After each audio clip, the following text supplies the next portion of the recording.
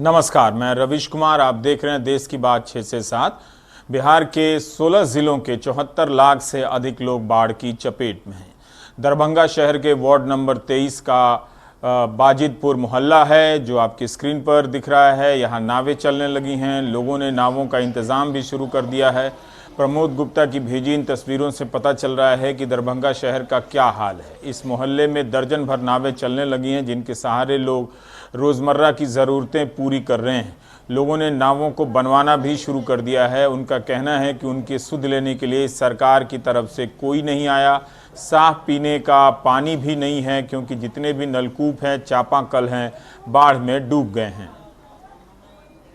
करोड़ों के अरबों रुपया खर्च होता है, लेकिन उससे क्या हो जाता है? फिर अगला साल बाढ़ आएगा, फिर वही हाल होगा, फिर अरबों रुपया दीजिएगा। आप कोई सोल्यूशन तो निकालिए कि वो आदमी जो है जिए। बाढ़ बवेटी के लिए गांव में जमीन है, ऊंचा ऊंचा जमीन कीजिए कहीं पर रिक्वायरमेंट करके, ताकि बाढ़ में तो मवेशी वगैरह लोग वहाँ पर रख करके वहाँ पर जी कर ले। कम से कम एसी में बैठ के कानून बनाते हैं, यहाँ पूरा रोड को तोड़ दिए आप लोग। जिस रोड पे चलते थे पैदल, वो भी रोड जाने लग नहीं। जो 10 रोज से पानी बढ़ते ही जा रहा है, देखे कि हो सकता है कि ओवरफ्लो और ज्यादा हो जाए। तो 10 गो नाव चल रहा है, फिर भी कम पड़ रहा है। 10 गो नाव पर एक बार में लोग चाहता है कि जो 10 आदमी उठने वाला है वहाँ पर 20 आदमी चढ़ जाता है और नाव छोटा पड़ता है, इसीलिए बड़ा नाव बना रहे हैं। मैं अपने तरफ से बना रहा हूँ, अपना खर्च करके। लेकिन सरकार के दावों में ऐसी समस्याएं नदारद हैं। जैसा कि वो कह रहे थे कि इसी कमरे में बना लिया जाते हैं प्लान। प्रधानमंत्री ने देश के 6 मुख्यमंत्रियों के साथ बाढ़ की समीक्षा की है जिनके राज्यों में बाढ़ आई हुई है। और इस बैठक में मुख्यमंत्री नीतीश कुमार ने उन्हें बताया कि 16 जिलों की 74 लाख आबादी बाढ़ की चपेट में है। लेकिन बिहार में मुद्दा क्या है? सीबीआई बनाम मुंबई पुलिस।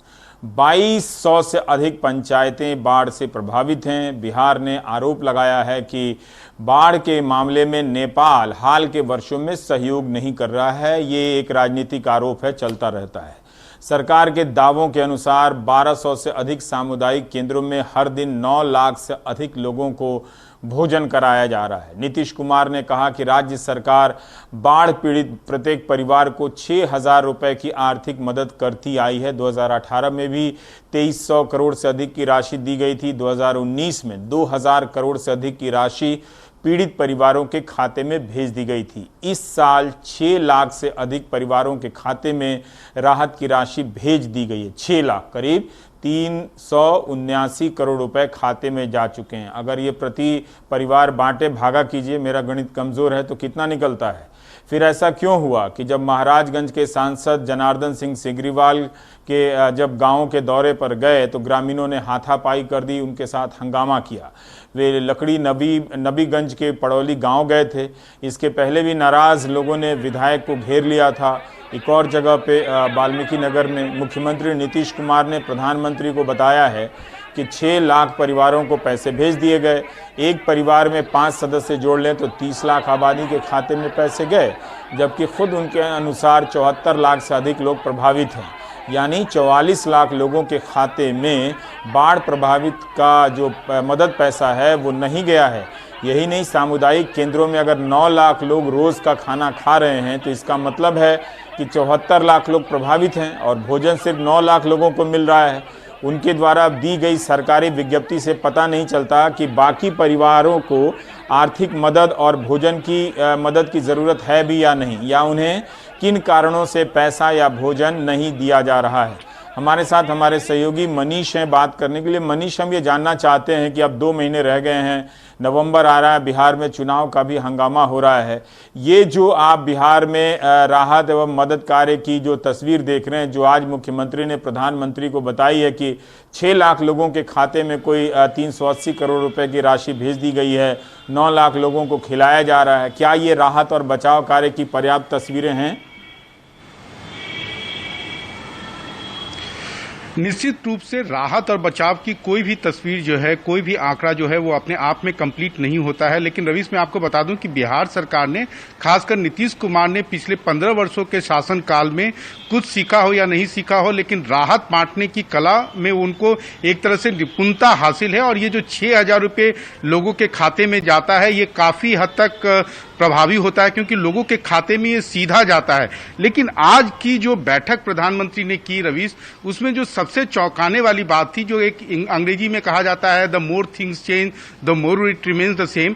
आज नीतीश कुमार का, अगर आप खुद बिहार सरकार की जो प्रेस विज्ञप्ति देखेंगे, उसमें नीतीश कुमार ने कहा है कि हाल के वर्षों में नेपाल के द्वारा हमें सहयोग नहीं मिलता है, जिसके कारण बिहार में बाढ़ आती है। हालांकि उन्होंने गंगा नदी का भी जिक्र किया है, कहा है कि जब गंगा नदी बिहार में प्रवेश करती है तो 400 क्यूसेक वाटर होता है, लेकिन जब हम फरक्का में ये बांग्लादेश में जाती है तो 1500 क्यूसेक वाटर होता है, यानी कि 1100 क्यूसेक वाटर बिहार में उसको गंगा नदी में सम्मिलित होता है। लेकिन जो सबसे चौंकाने वाली बात यही रही कि जो लालू राबड़ी शासनकाल में होता था, अगर आपको याद हो तो हर वर्ष ये कहा जाता था कि नेपाल पानी छोड़ता है और बिहार में बाढ़ आता है, और आज नीतीश कुमार 15 वर्षों के शासनकाल के बाद भी वो नेपाल के ऊपर दोषारोपण कर रहे हैं। 6 साल से केंद्र में नरेंद्र मोदी की सरकार है, 3 वर्षों से अगर आप कहें तो डबल इंजन की सरकार है, लेकिन आज आप कह सकते हैं कि आज भी जो है नीतीश कुमार को नेपाल को ही ब्लेम करके बिहार में बाढ़ का सारा ठिकरा फोड़ना पड़ रहा है। तो ये काफी हद तक चिंताजनक बात है। भले ही रिलीफ बांटने में उनको एक तरह से, जैसा मैंने पहले भी कहा था, कि निपुणता हासिल कर ली हो, उन्होंने उस आर्ट को पूरी तरीके से मास्टरी कर लिया हो, लेकिन जहां तक बाढ़ के कारणों की बात है, क्योंकि ये जो काम है नेपाल से बात करने का जो काम है वो केंद्र सरकार या विदेश मंत्रालय के जिम्मे है, और उन्होंने आज अपने बयान में या प्रधानमंत्री के सामने यही रोना रोया है कि नेपाल हमारे साथ सहयोग नहीं करती है, जिसके कारण बिहार में हाल के वर्षों में काफी ज्यादा बाढ़ आ रही है। रवीश। हाँ मनीष, आपने ठीक कहा। प्रोफेसर दिनेश मिश्रा जो बिहार के बाढ़ पर काम करते हैं, और हमने भी अपने प्राइम टाइम में जब बिहार की नदियों पर आधे घंटे का एक शो बनाया था तो उसमें बाकायदा विस्तार से बताया था कि नेताओं ने अपने आलस्य का या अपनी लापरवाही का एक नया बहाना ढूंढ लिया है, नेपाल। लेकिन उस नेपाल के साथ भी मिलकर क्या करना है ये हमको कभी पता नहीं चलता कि भारत की तरफ से क्या पहल हुई। क्या अगर एक पड़ोसी देश के साथ अगर कोई विवाद हो रहा है, सहयोग नहीं हो रहा है, तो एक क्या राज्य सरकार स्वतंत्र है कि उसके साथ खुद ही डील करने लगे? नीतीश कुमार किसकी कमी बता रहे थे? क्या वो नीतीश कुमार नेपाल को ब्लेम करते हुए प्रधानमंत्री को ही ब्लेम कर रहे थे कि आपके रहते नेपाल सहयोग नहीं कर रहा है, जो कि हमारा सदियों का पड़ोसी राज्य है, एक तरह से उसके सांस्कृतिक धार्मिक संबंध रहे हैं? तो एक तरह से जरूर नेपाल से आने वाली नदियां हैं, उनमें बाढ़ का पानी भरता है, लेकिन नेपाल भी कहां रोक लेगा? और अपने नदी के रास्तों में जिस तरह की चीजों का अतिक्रमण हुआ है, पुल ध्वस्त हुए हैं, उनके लिए वो जवाबदेही अपने सर पर नहीं लेते हैं। पर मनीष, हम ये जानना चाहते हैं कि नेपाल को लेकर बिहार सरकार या केंद्र सरकार की तरफ से कुछ ठोस हुआ है क्या, जो वो नेपाल को ब्लेम कर रहे हैं कि नेपाल की वजह से ये सारी स्थितियां हैं? देखिए, नेपाल जो है, जो मैं करीब 25-26 सालों से जो भी मैंने फ्लड कवर किया है, खासकर एनडीटीवी में रह के, मुझे लगता है कि नेपाल एक तरह का बलि का बकरा बनाया जाता है। नेपाल से बात करने का जिम्मा निश्चित रूप से केंद्र सरकार के जिम्मे आता है और केंद्र सरकार को पहल करनी चाहिए। लेकिन दूसरा पक्ष यह है कि नेपाल के अंदर भी नेपाल सरकार बिहार को फ्लड प्रोटेक्शन का काम करने के लिए परमिशन देती है और वो दोनों मिलजुल कर करते हैं। लेकिन ये भी एक सच है रवीश कि हाल के दिनों में जो रिश्तों में तनाव आया, उसके कारण कई जगहों पर काम रुका, कई दिनों तक रुका। नेपाल का कहना था कि हम जब तक कोरोना का टेस्टिंग नहीं कर लेंगे तब तक हम आपको यहां प्रवेश नहीं करने देंगे। लेकिन जो मोटी बात यह है कि अगर नहीं नेपाल में अगर आप कुछ कर पा रहे हैं या नेपाल से आप बातचीत नहीं कर पा रहे हैं, उसका कारण है कि आपके संबंधों में तनाव है, एक गतिरोध है, जिसका खामियाजा बिहार के लोगों को या उत्तर प्रदेश के लोगों को उठाना पड़ रहा है। ये एक तरह से आप कह सकते हैं कि नेपाल को ब्लेम कर नीतीश कुमार ने ये नरेंद्र मोदी को भी ये जताया है कि आप प्रधानमंत्री हैं, लेकिन आपसे भी इस समस्या का जो है समाधान के लिए कोई पहल करने में आप कामयाब नहीं रहे। क्योंकि आज जैसे कि मैंने आपको बताया कि गंगा के बारे में उन्होंने कहा, फरक्का नदी, उन्होंने सिल्टेशन की बात की, तो सिल्टेशन की जो समस्या है, मैं देख रहा हूं 2017 में जब से उन्होंने बीजेपी के साथ सरकार बनाई है, उस समय से वो उठा रहे हैं, लेकिन केंद्र के द्वारा अभी तक कोई ठोस पहल नहीं की गई है। अगर आप मान लीजिए कि कुछ नदियां हैं जो नेपाल से आती हैं जिसके कारण बाढ़ आ रहा है, लेकिन गंगा नदी हो या अन्य नदियां जो हैं जिनमें सिल्टेशन की समस्या है, वो उसका समाधान तो नेपाल को नहीं करना है, उसका समाधान तो केंद्र और बिहार की सरकार को करना है। अगर वो समाधान नहीं हो रहा है तो उसका एक तरह से आप कह सकते हैं कि फेलियर का जो जिम्मा है ये इन दोनों के ऊपर है। लेकिन जैसा मैंने पहले भी आपको कहा था कि नेपाल एक तरह का सॉफ्ट टारगेट है। नेपाल पर आप ब्लेम करके किसी भी तरीके से आप निकल जाते हैं, हर साल आप निकल जाते हैं। और इस बार जो नीतीश कुमार ने निकलने की कोशिश की है उससे मुझे यही लगा कि हम एक बार फिर वही लालू राबड़ी के राज में फिर से वापस चले गए हैं। रवीश जी बिल्कुल। और आप देखें तो मीडिया को जब भी सरकार से पूछने का सवाल आता है, नेता तो ज़रूर पड़ोसी देशों का अब इस्तेमाल करने लगे हैं। तो कभी वो चीन के फुलझड़ियों का मसला बना लेता है, कभी वो पाकिस्तान को खलनायक बना लेता है, कभी नेपाल को बना लेता है, कभी बांग्लादेश को बना लेता है। लेकिन जो अपनी बुनियादी कमियां हैं उसकी तरफ उसका ध्यान नहीं जाता है। और अगर एक और जो मनीष कह रहे थे कि ये निपुणता हासिल कर ली गई है कि कैश जो है वो सीधे खाते में भेज दिया जाए, ये ज़रूर अच्छी बात है कि लोगों के खाते में चला जा रहा है। लेकिन इस बात के सत्यापन का कहीं कोई जरिया नहीं है कि क्या सभी प्रभावितों को जा रहा है, क्या सबको पैसा मिल रहा है, जिस अनुपात में बर्बादी हुई है क्या उस अनुपात में वो पैसा मिल रहा है। तो राहत मिलने से ज़रूर खुशी होती है, शायद राजनीतिक समर्थन मिल जाता है, शायद कुछ लोगों का नहीं मिलता है। ये सारी चीज़ें कई दशकों से चल रही हैं बिहार में। लेकिन इन तस्वीरों में या कहीं की किसी भी राज्य की तस्वीरों में जो आप बर्बादी की जो स्केल देखते हैं, जिस तादाद में जिस स्केल पर बर्बादी होती है, क्या उसकी भरपाई इन खातों में भेजे जाने वाले सीधे पैसे से होती है? जो स्कूल कॉलेज सबकी जो बर्बादी होती है, तो ये हर साल का किस्सा हम देखते चले आ रहे हैं। अब चलते हैं एक और कहानी की तरफ जो बिहार से ही संबंधित है कि मुंबई में जो घटना हुई है फिल्म अभिनेता के संबंध में, सुशांत सिंह राजपूत के संबंध में, वहां बिहार पुलिस अपनी तरफ से जांच करने पहुंच जाती है। लेकिन बिहार में हुई घटना पर वह एक शहीद परिवार को ही भरोसा नहीं दिला पाती है, जिसके कारण वो शहीद परिवार मधेपुरा छोड़कर, अपना गांव छोड़कर जाने लगता है। ये 2 महीने पहले की बात है कि अपराधियों ने सेना से रिटायर्ड एक मेजर की हत्या कर दी। परिवार के सदस्यों का कहना है कि पुलिस ने इस मामले में अभी तक कुछ भी नहीं किया है। इस परिवार के सामने गांव छोड़ने के अलावा और कोई रास्ता नहीं बच रहा है। 13 जून को इस परिवार के मुखिया रिटायर्ड मेजर सियाराम यादव की अपराधियों ने गोली मारकर हत्या कर दी थी। आरोपी आज भी पुलिस की पकड़ से बाहर हैं। परिवार की शिकायत है कि हत्या में शामिल लोगों में से 4 के नाम भी हटा दिए गए हैं। हम लोग का गाँव वाला मिलकर आदमी को रात को गोली मार दिया। तो अभी सामान बन रहा है, आप लोग कहाँ जा रहे हैं? हमारा कोई सहायता नहीं है, पुलिस के हम फोन किए वो भी नहीं आया मेरा देखने के लिए। आज तक कोई अफसर नहीं आया, हम इसीलिए जा रहे हैं और छोड़ के। सियाराम यादव 32 वर्षों तक सेना में रहे, 2 बार पाकिस्तान के साथ और 1962 में चीन से जंग में अपनी जाबाजी दिखाई। रिटायर होने के बाद गांव आकर परिवार के साथ रहकर समाज सेवा कर रहे थे, लेकिन गांव के दुश्मनों ने ही निशाना बना लिया। पिताजी ने 32 साल नौकरी करने के बाद गांव में आए, समाज सेवा की, लेकिन फिर भी उनको घर में घुस के मार दिया गया। और इस पे प्रशासन और शासन दोनों कोई इस पे ध्यान नहीं दे रहा है।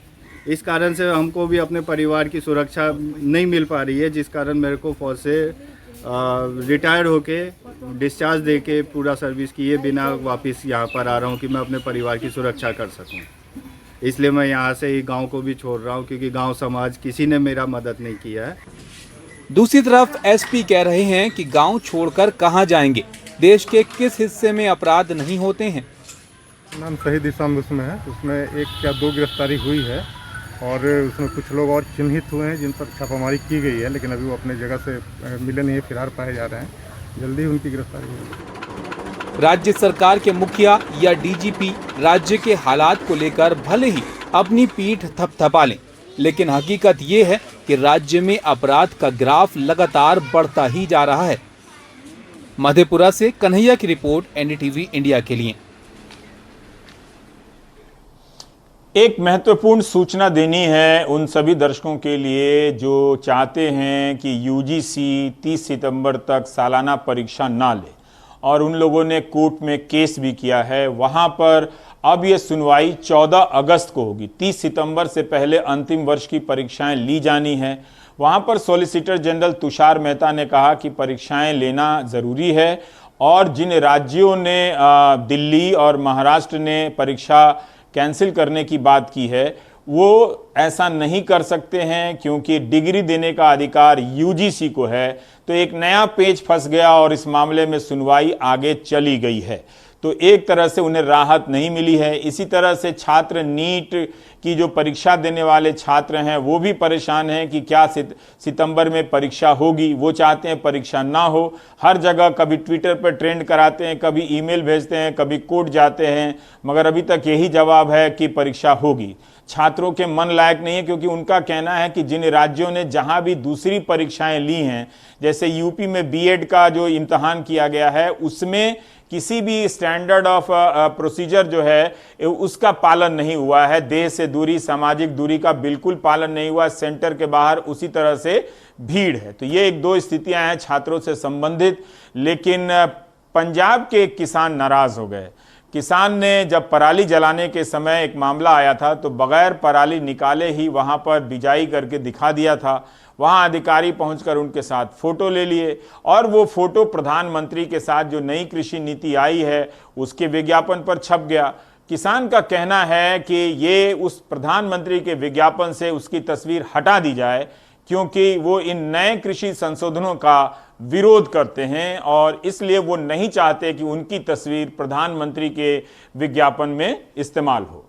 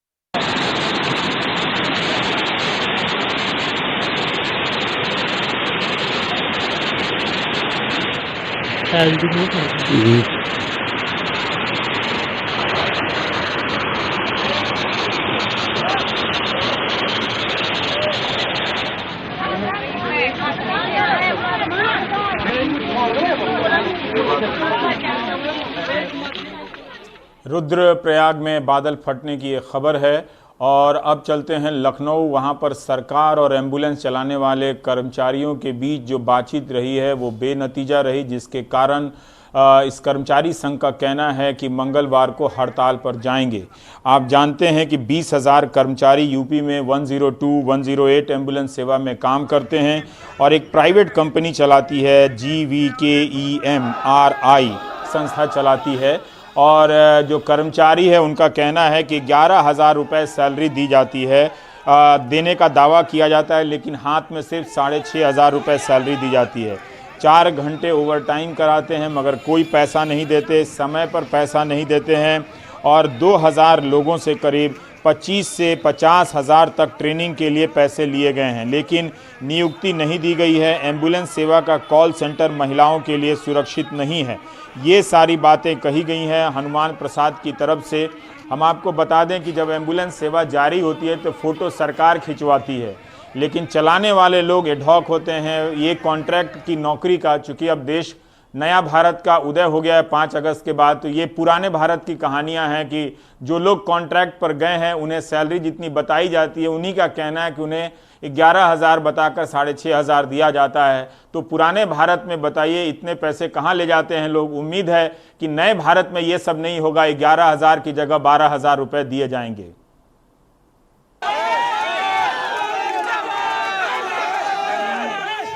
पांडे आप लोगों को बताना चाहता हूं, जो नए ज्वाइनिंग के लोग आए हैं 102 और 108 नंबर पर फोन करके आप जिन एम्बुलेंस सेवाओं को हर इमरजेंसी में बुलाते हैं, उनसे जुड़े 20,000 कर्मचारी हड़ताल पर जा रहे हैं।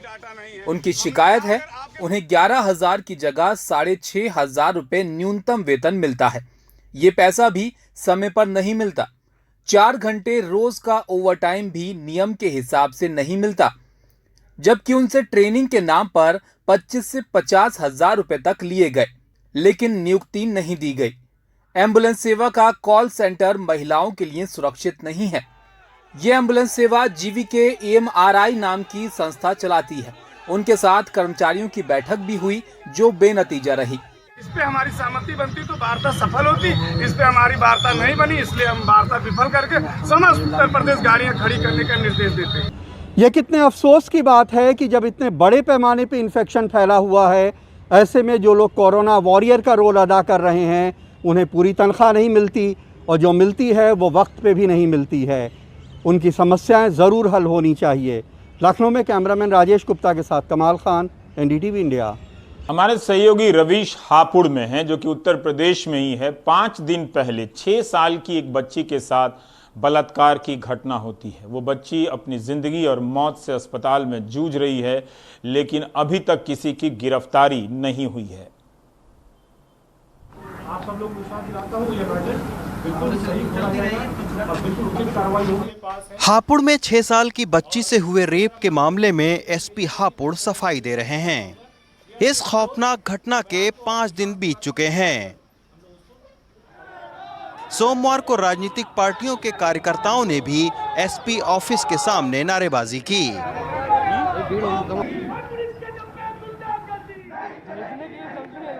अब SP लोगों को दिलासा दे रहे हैं कि अपराधियों की पहचान कर ली गई है। वहाँ पे दर्शकों ने बताया उनकी चाची के सामने गई, बच्ची गई, पहला फुसला के लड़का ले गया। रात भर पुलिस पूछती रही, लगभग 100 आदमी पूछ रहे थे उन्हें। शाम में ये बात हमें पता चल गई, शाम में उन्होंने डर के छोड़ा, पुलिस के डर से वो छोड़ करके खेत में चले गए। लेकिन हाल में अपराध की बढ़ रही घटनाओं ने विपक्ष को सरकार पर हमला करने का मौका दे दिया है। हम तो परमात्मा से प्रार्थना करते हैं कि वो बच्ची जल्दी से ठीक हो, और पुलिस वालों से भी यही कहने के लिए आए हैं कि जिस तत्परता के साथ में आपने उसको ढूंढा और खोज निकाला है, उसकी गिरफ्तारी करके सख्ती से सख्ती कार्रवाई उसके साथ की जानी चाहिए। गुरुवार को बच्ची को इसी जगह से शाम 6 बजे बाइक सवार बदमाशों ने अगवा किया था। दूसरे दिन सुबह यहां से 3 किलोमीटर दूर बच्ची बेहोशी की हालत में मिली थी। पुलिस की 8 टीमें लगाई गई हैं और 3 स्केच भी बनवाए गए हैं। वहीं मासूम बच्ची के साथ दरिंदगी इस हद तक हुई है कि आज वो मौत से लड़ रही है। मेरठ मेडिकल कॉलेज में 3 सर्जरी हुई है, बाकी की सर्जरी के लिए लंबा इलाज किया जाएगा। ये बच्ची का परसों शाम में इसका ऑपरेशन कर दिया गया था। मैंने परसों शाम को लेकर के कल सुबह उसको स्टेबलाइज करते हुए कल सुबह इसका ऑपरेशन किया गया और 3 घंटे उसका ऑपरेशन चला था। इस समय मैं अभी देख के आया था, बच्ची की हालत स्टेबल है, लेकिन अभी खतरे से बाहर नहीं बताया जा सकता है इसको, और इसका लंबा इलाज करना पड़ेगा। इसके कई ऑपरेशन इसके कई स्टेज में इसके होंगे। बच्ची गढ़मुक्तेश्वर के गरीब परिवार से है, लिहाजा पुलिस से लेकर अस्पताल प्रशासन तक के रवैये पर सवाल उठ रहे हैं। स्ट्रेचर पर खुद ही अपनी बच्ची को अस्पताल ले जाने का वीडियो वायरल होने के बाद अब इस मामले की भी जांच हो रही है। 5 दिन के बाद अब पुलिस कह रही है कि उसने अपराधियों की पहचान कर ली है और जल्द ही उन्हें गिरफ्तार किया जाएगा। लेकिन सवाल कानून व्यवस्था के उस दावे पर उठ रहे हैं जहां पर इतने इनकाउंटर और गिरफ्तारियों के बावजूद अपराधियों के हौसलों को पस्त नहीं किया जा सका है और एक के बाद एक प्रदेश भर में घटनाएं हो रही हैं। हापुड़ से अदनान और आजम के साथ रवीश रंजन शुक्ला, एनडीटीवी इंडिया। और इसी के साथ हम फिर से बता दें कि जो छात्र इस उम्मीद में थे कि आज सुप्रीम कोर्ट में सुनवाई होगी और यूजीसी की गाइडलाइन के खिलाफ कोई फैसला आएगा, जिसमें यूजीसी ने कहा था कि 30 सितंबर तक अंतिम वर्ष की सभी परीक्षाएं करा ली जाएं, लेकिन वो फैसला अभी नहीं आया है। 14 अगस्त को इस पर सुनवाई होगी, क्योंकि तुषार मेहता जो सॉलिसिटर जनरल है, उन्होंने कहा है कि जो यूजीसी ही परीक्षाएं करवाता है और डिग्री देने का अधिकार उसी का है, इसलिए दिल्ली सरकार ने जो परीक्षा ना कराने का फैसला किया है वो सही नहीं है। तो इसलिए दिल्ली सरकार और महाराष्ट्र सरकार से हलफनामा मांग दिया गया है। सुनवाई के दौरान ये भी कहा गया कि जो परीक्षा नहीं देगा यूजीसी उन्हें डिग्री नहीं देगी। यूजीसी का एक तरह से ये रवैया दूसरी परीक्षाओं के छात्रों को भी एक तरह से संकेत देता है। आईआईटी की जो जेईई की परीक्षाएं होती हैं या जो नीट की जो विद्यार्थी हैं जो लगातार कई दिनों से ट्विटर पर ट्रेंड करा रहे हैं, कभी लगता है कि किसी एडिटर को ट्रेंड कर देने से वो प्रोपेगेंडा छोड़ के इनकी मांग करने लगेगा, वो सब कर चुके हैं, कोर्ट भी जा चुके हैं, पर लगता नहीं है कि उनके लिए भी कोई बहुत अच्छी कोई उम्मीद है इन सब देखते हुए। हालांकि क्लैट की परीक्षाओं को लेकर एक दूसरा फैसला आया था, तो ये अभी तक है कि यूजीसी ने कहा है कि जो परीक्षा नहीं देगा डिग्री नहीं मिलेगी। तो बेहतर यह है कि आप अपनी अपनी पढ़ाई शुरू कर दीजिए, टीवी कम देखिए और ब्रेक में जाने से पहले देखिए कि केरल में जो इडुक्की में चाय बागान में जो ज़मीन धंसी थी उसमें मरने वाले मजदूरों की संख्या 43 हो चुकी है।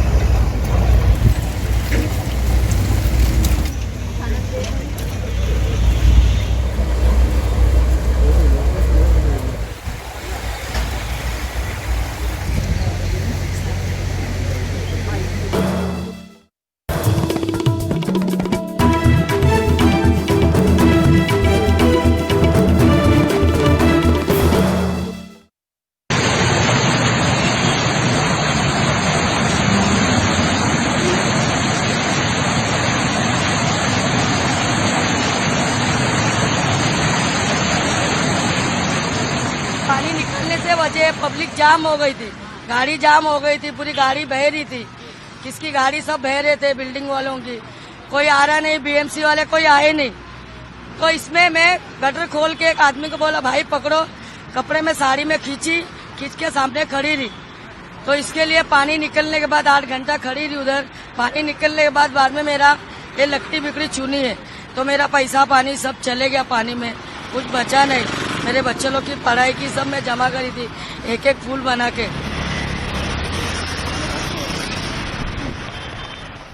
कांता जी जैसे लोग कितने शानदार होते हैं, उनका काम नहीं था लेकिन वो लोगों की ज़िंदगी बचाने के लिए सड़क के बीच में खड़ी हो गई।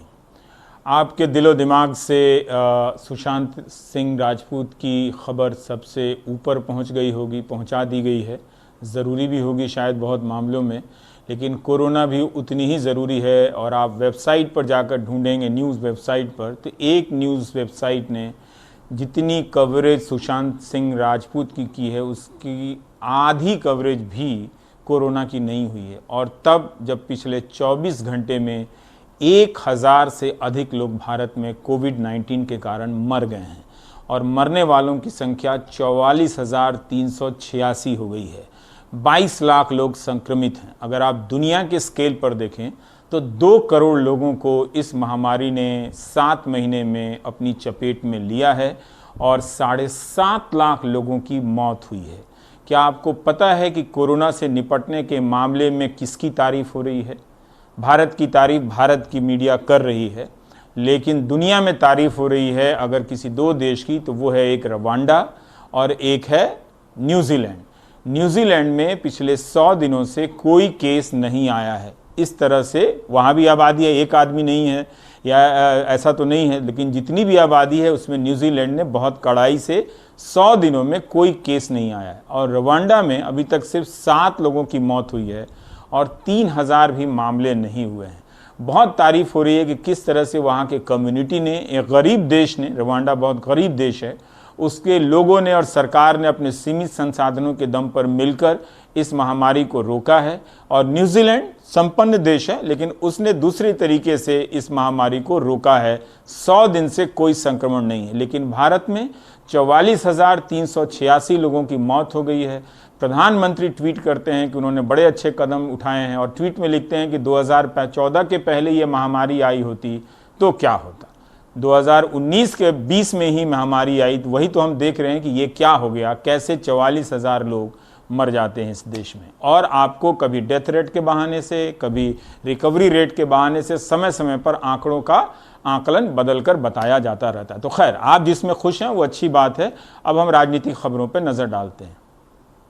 JNK पीपल्स मूवमेंट के अध्यक्ष शाह फैसल ने राजनीति छोड़ दी है। पार्टी के उपाध्यक्ष फिरोज पीरजादा को नया अध्यक्ष बनाया गया है। पार्टी की स्टेट एग्जीक्यूटिव कमेटी की ऑनलाइन मीटिंग में शाह फैसल ने खुद को संगठन की जिम्मेदारियों से मुक्त किए जाने की गुजारिश की। उनकी गुजारिश को मंजूर कर लिया गया ताकि वो अपने हिसाब से अपनी जिंदगी जी सकें और जिस तरह से चाहें अपना योगदान दे सकें।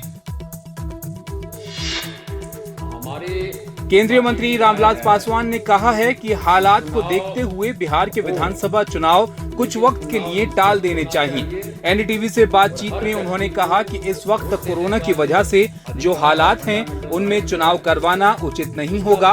उन्होंने कहा कि चुनाव आयोग को ये भी सुनिश्चित करना चाहिए कि जब भी चुनाव हो राज्य का एक एक आदमी वोट डाल सके। और भारत में भी क्या कहते हैं कि अभिनेता सुशांत राजपूत की मौत के मामले में सियासत बढ़ती जा रही है। महाराष्ट्र बीजेपी के उत्तर भारतीय मोर्चा के अध्यक्ष संजय पांडे का बयान एक नया बखेड़ा कर सकता है। उनका कहना है कि सुशांत राजपूत केस में अंडरवर्ल्ड, बॉलीवुड और पॉलिटिक्स के बड़े बड़े नाम सामने आ सकते हैं। इसलिए इस मामले में रिया सहित सभी 6 आरोपियों को प्रोटेक्शन कस्टडी में रखा जाना चाहिए। संजय पांडे ने मुंबई पुलिस आयुक्त को पत्र लिखा है।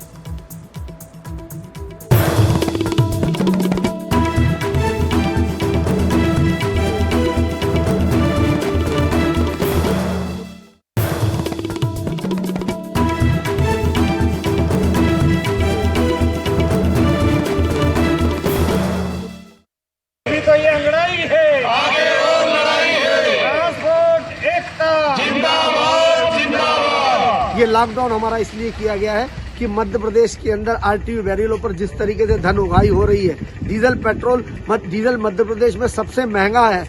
डीजल पर वैट टैक्स की कमी की जाए, जिस प्रकार से दिल्ली की प्रदेश सरकार ने डीजल पे वैट टैक्स कमी करके आज से 10 रुपए लीटर की कमी करी है, मध्य प्रदेश में भी इस प्रकार से डीजल पे कमी आनी चाहिए। तीसरी मांग, रोड टैक्स में 6 माह की छूट दी जानी चाहिए। और चौथा, ड्राइवर को कोरोना योद्धा मानते हुए उनको कोविड बीमा से उपलब्ध कराया जाना चाहिए। इन सब मांगों को लेकर मध्य प्रदेश के ट्रांसपोर्टर सड़कों पर है। ये लड़ाई हमारी आज 3 दिन की नहीं, हो सकता है ये निश्चितकालीन की ओर भी बढ़े। RTO बैरियर बंद करो, बंद करो, बंद करो। ट्रांसपोर्ट एकता जिंदाबाद जिंदाबाद जिंदाबाद। ट्रांसपोर्ट एकता जिंदाबाद जिंदाबाद जिंदाबाद। हर जोर जुल्म की टक्कर में संघर्ष हमारा नारा। तो यही नहीं, मथुरा के कोसी कला से तरुण शर्मा ने एक वीडियो बनाकर भेजा है और बताया है कि नेशनल हाईवे 2 के पास जो सर्विस लेन बननी थी, वो जो तस्वीरें हैं वो 2015 से नहीं बनी हैं, जिसके कारण यहाँ मच्छर पैदा होते हैं, कॉलोनियों में पहुँच जाते हैं। और वो विधायक, MP, DM ऑफिस हर जगह जाकर लिख चुके हैं, मगर कोई प्रगति नहीं हुई है। इन्हें लगता है कि देश की बात और प्राइम टाइम में दिखाने से सर्विस लेन का तुरंत निर्माण कार्य शुरू हो जाएगा। लेकिन बंधु तरुण जी, प्राइम टाइम में तो आप देख ही रहे हैं कि TV पर क्या चलता है, वही चलता है जो प्रोपेगेंडा से तय होता है। तो आप इसे और 5 साल इंतज़ार कर लीजिए। 2015 से 2020 तक आप सर्विस लेन के लिए संघर्ष कर रहे हैं, अच्छी बात है। पर अब हम बढ़ते हैं मध्य प्रदेश से आई एक और स्टोरी की तरफ। अनुराग द्वारी ने जो 5 अगस्त को जब नया भारत बन गया था, उसके पहले की ये सब कहानियां हैं बची हुई कि भोपाल पीड़ितों के दौरान, भोपाल गैस कांड के दौरान 5000 महिलाओं के पति गुजर गए थे और सरकार उन्हें पेंशन दिया करती थी। वो पेंशन दिसंबर 2019 से नहीं मिल रही है। उसके कुछ हिस्से में कांग्रेस की भी सरकार थी और कुछ हिस्से में बीजेपी की भी सरकार है, और बीच में एक पत्रकार है जिसका नाम अनुराग द्वारी है।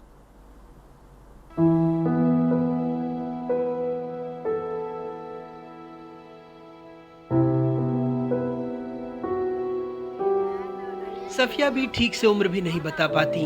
8 लोग थे परिवार में, कोई बचा नहीं। गैस ने देखने की ताकत छीन ली। एक सहारा था पेंशन का, वो भी बंद है। पेंशन कब से नहीं मिली? 8 महीने हो गए शायद। पेंशन नहीं मिले तो क्या परेशानी आ रही है? यही परेशानी कि सौदा नहीं ला रहा है तो दवा नहीं ला रहा है, कहीं जा नहीं सकते, पैदल जा नहीं सकते।